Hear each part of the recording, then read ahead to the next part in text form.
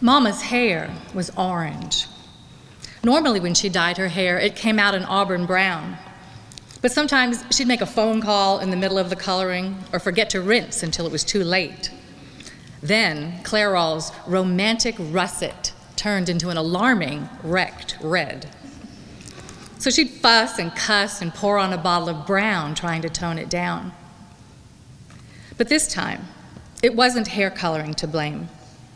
Mama was dying of pancreatic cancer, and the jaundice from liver failure had turned her last coloring mishap into a disaster. The same was true for her 59-year-old body.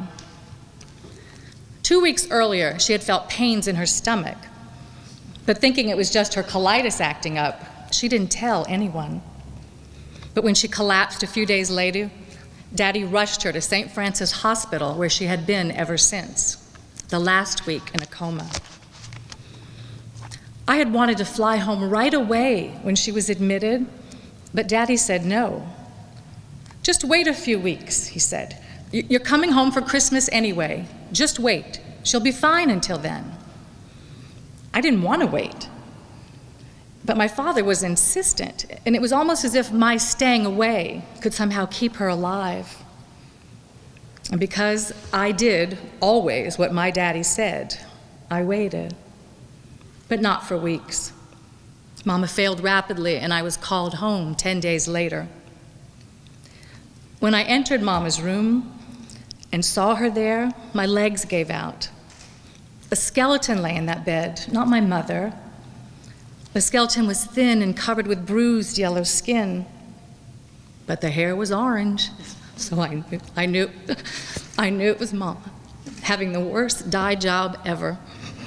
Oh my God, I said to my sister, between tearful gulps and nervous laughter. I said, she'd die if she saw that hair. Denise smiled and she pulled me into her arms. Shh, she can still hear you, remember? She whispered, people in comas can hear. So I nodded and wiped away my tears and made my way over to the bed. And I touched Mama's dry, cracked arm with one hand and patted her brittle orange hair with the other. When I was little, I thought Mama looked just like I Love Lucy. Her hair was orange like Lucy, and she did crazy things like Lucy too. But her friend, Miss Wallace, she didn't look a thing like Ethel. Where Ethel was soft and round, Miss Wallace was long and lean, and she was even wilder than Mama. In the mornings, after the big kids got on the school bus, Miss Wallace and Mary would run across the street, barefoot, even in the dead of winter, to our house. And Mama and Miss Wallace would sit at the kitchen table, smoking packs of Winstons and drink 100 cups of coffee.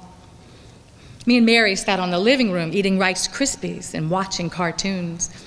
But their laughter always drowned out Captain Kangaroo, so after a while we just give up and play dolls.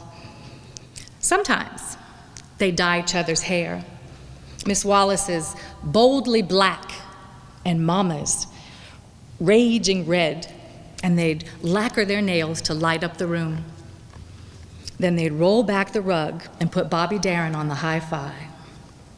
Splish splash, I was taking a bath, all upon a Saturday night.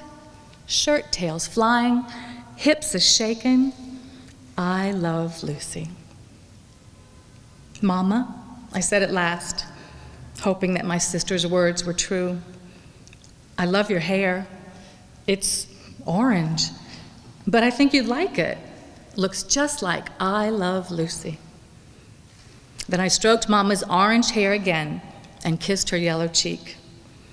And I hoped that Miss Wallace would be there to meet Mama when she crossed over, and Bobby Darin too, and shirt tails and sparkly nails and coffee cups overflowing with life.